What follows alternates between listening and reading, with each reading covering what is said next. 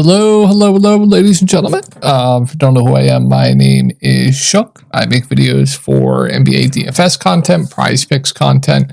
All this videos, or all the DFS video gets posted on this Reddit. I make updates with all the news that comes out throughout the day.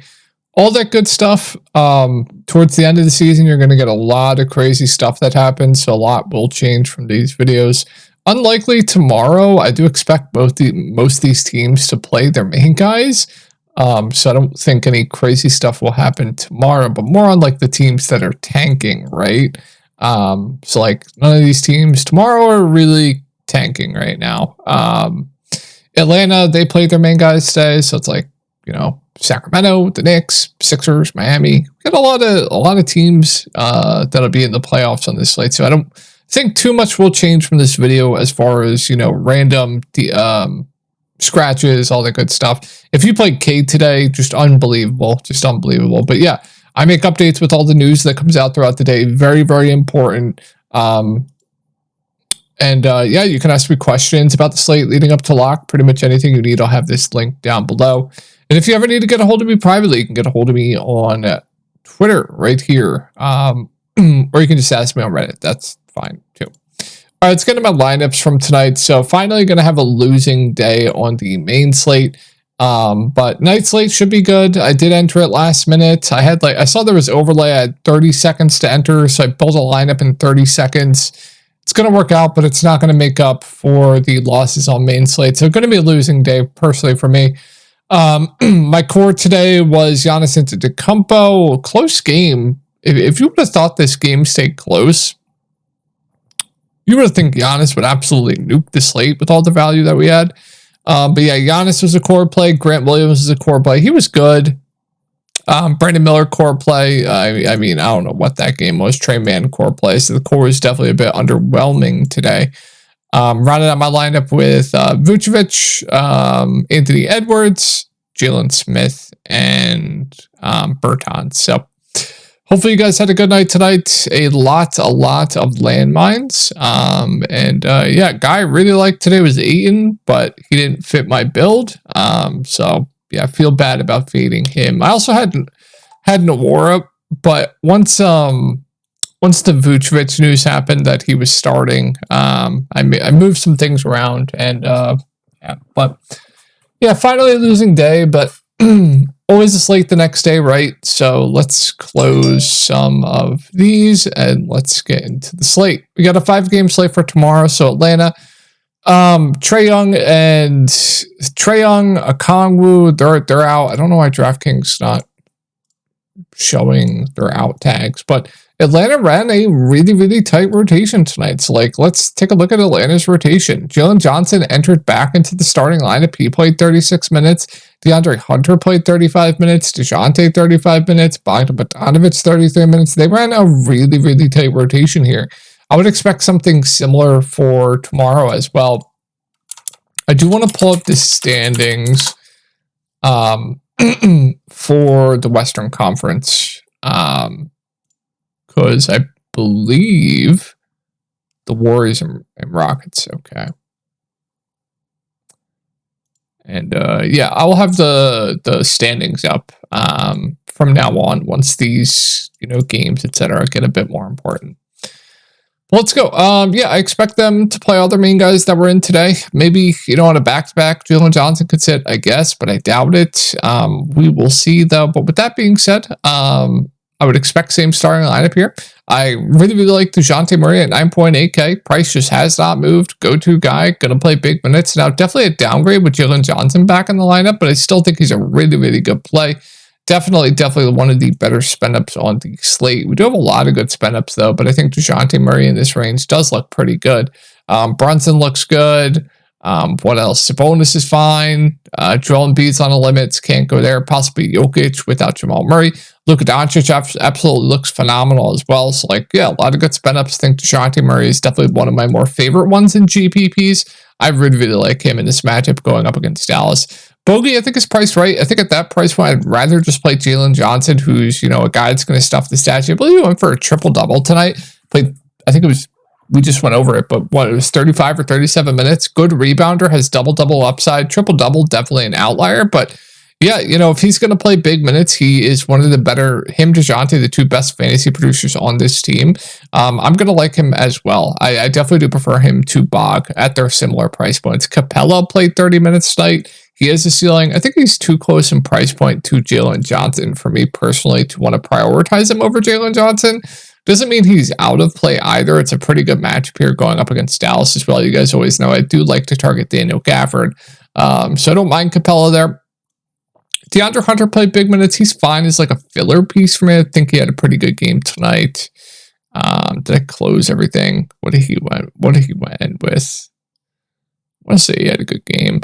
Yeah, 26 points. That's a bit absurd. Definitely an outlier as well. But if they're going to run this tight of a rotation, I mean, he's playable just with Jalen Johnson back in the lineup. He does lose a decent amount of usage.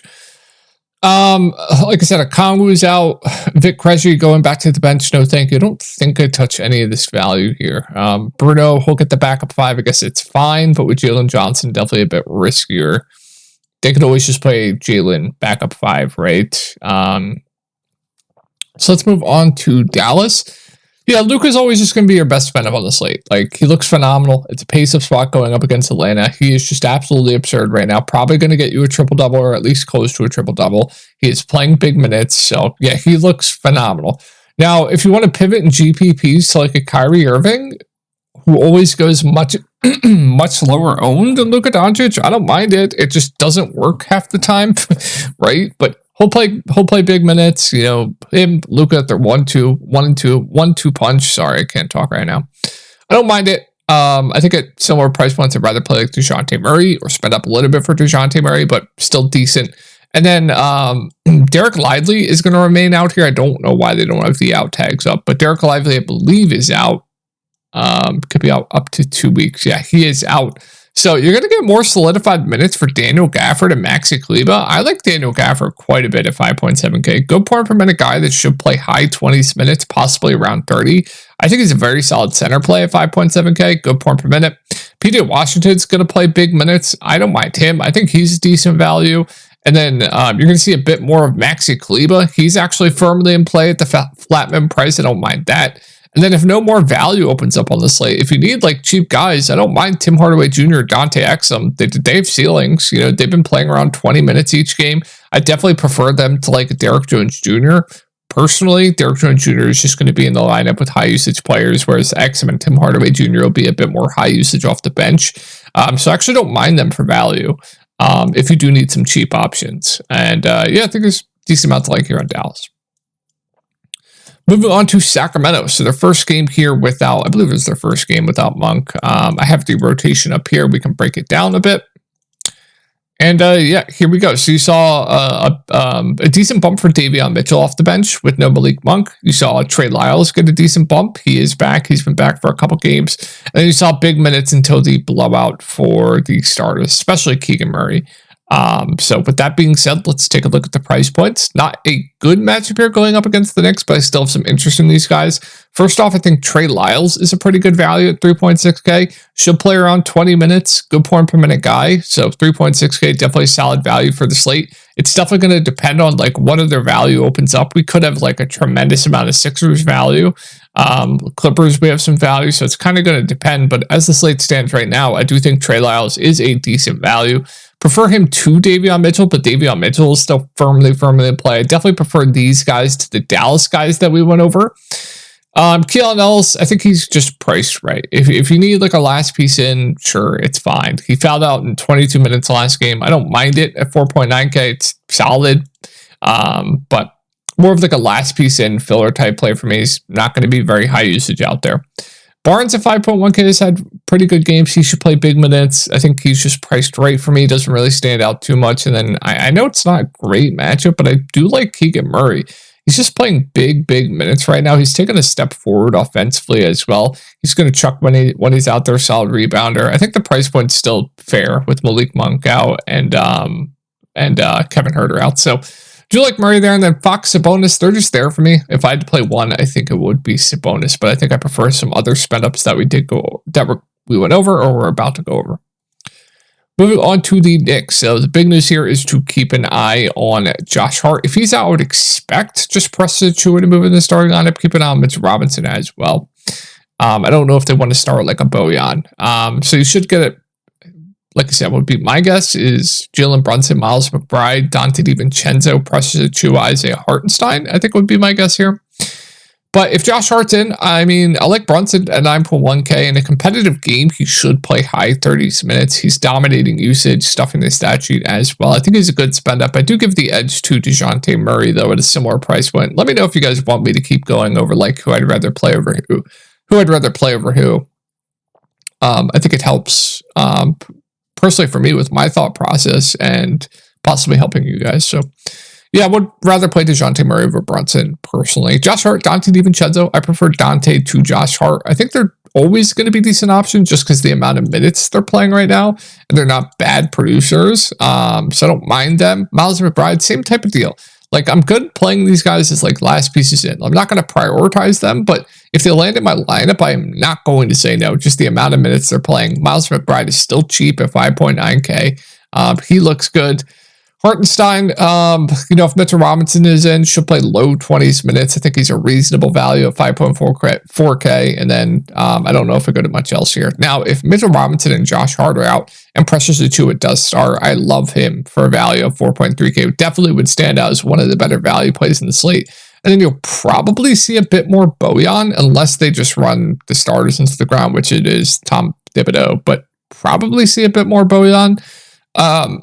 So he'd be in play at 3.6K, and then Isaiah Hartenstein, he'd have to play a bit more. I'd like him at 5.4K, and then it would just be, bumps to everyone else. I think the standout would be Precious if they start him, but would like Hartenstein as well. I guess they could start Bojan, but I doubt it. I think they like him off the bench.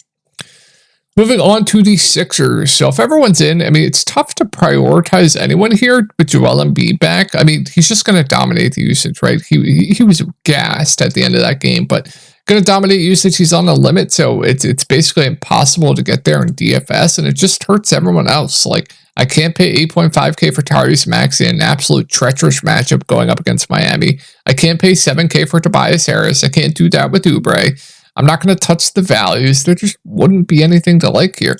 Now, if for some reason we get all these guys out, then, we're going to have a ton of good plays here, although the matchup is really, really bad. But I do expect at least some of these guys to play. But if they're out, starting lineup should be Campaign, Kyle Lowry, Kelly Oubre, Nick Batum, and Paul Reed.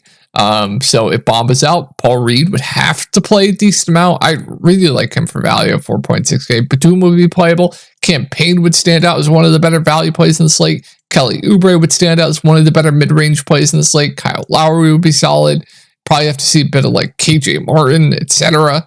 Did I mention Batum? He'd be playable. Healed, he would have to play a decent amount. He'd be a good value. It's a really good matchup for Healed. Miami do give up a decent amount of three-point shooting. Him, Oubre, etc. And then if we get a similar situation to last game where like Tyrese Maxey's out and they start Campaign, I like Campaign quite a bit. And then I don't know if I get to much else here. Tobias is out too. Sure, you consider like Kelly Oubre, Joel Embiid back definitely hurts a decent amount, right? So let's move on to Miami. Probably one of my least favorite teams to target on the slate. Bam going up against Embiid. I guess it's okay. Butler at 8K. Sure. Terry Rozier's priced right. Duncan, I guess, has a ceiling. It's fine.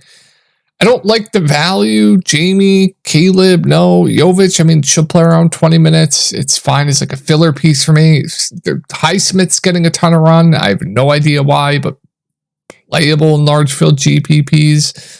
Not much, man. Not much. So let's move on to the Warriors. So I do expect Jonathan Kuminga to be back for this game. I believe that's what Steve Kerr said.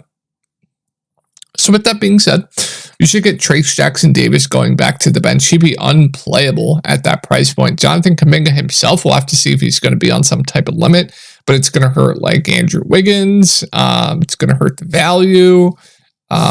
So I don't know if I'd prioritize anyone here. I guess some interest in Steph and GPPs at 8.6K. The minutes haven't been great, but I think in this game going up against Houston, I believe this game's pretty important. Might have to play a bit more, so I'm intrigued there by Steph at 8.6K. Draymond at 6'4", you guys know the drill. Fine as like a last piece in, should play around 30 minutes, stat sheet stuffer, double upside, it's fine. And then Kuminga, we'll see if he's on some type of limit. Trace would be able to play. I don't know if I get to much else here. Wiggins, he'd be priced right. If you want to go to like Podziemski, who should get decent run off the bench, I think that's okay for value, but yeah, definitely unappealing.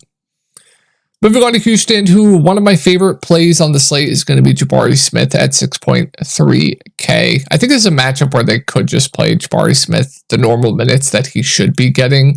He should be able to feast as well. So like, I really like Jabari Smith at 6.3K in the mid-range.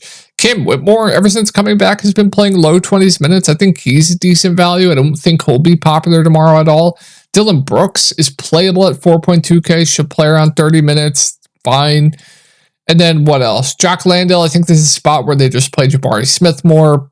And then Amin Thompson with Whitmore back has been losing minutes as well, so I think he's priced right. And then I really like Fred at sub 8K price point, should play close to 40 minutes, stat sheet stuffer. He's too cheap. And then Jalen Green, I like his ceiling in GPPs. All right, last game here, guys. Denver at the Clippers. So Jamal Murray questionable. Everyone else probable. So if he's out, I love Jokic up at the top. Now, I'd still probably prefer Luka, but he'd look like a great spend up there. Reggie Jackson would be a solid value at 5.1K. And then Aaron Gordon would get a bump at 6K and would be a very safe option in the mid-range, but still not like a phenomenal play, right? FPJ has a ceiling, and I don't know if I like much else. If Murray's in, it kind of just takes me off everyone else outside of Jokic and Murray. And Murray, I would expect probably being on a limit, so it'd probably just be Jokic up at the top for me. All right, let's move on to the Clippers. Kawhi out. I mean, I think Paul George and Harden, I know it's not a good matchup going up against Denver, but if that's going to keep the ownership down on both, I think they're both really good plays in the mid-range.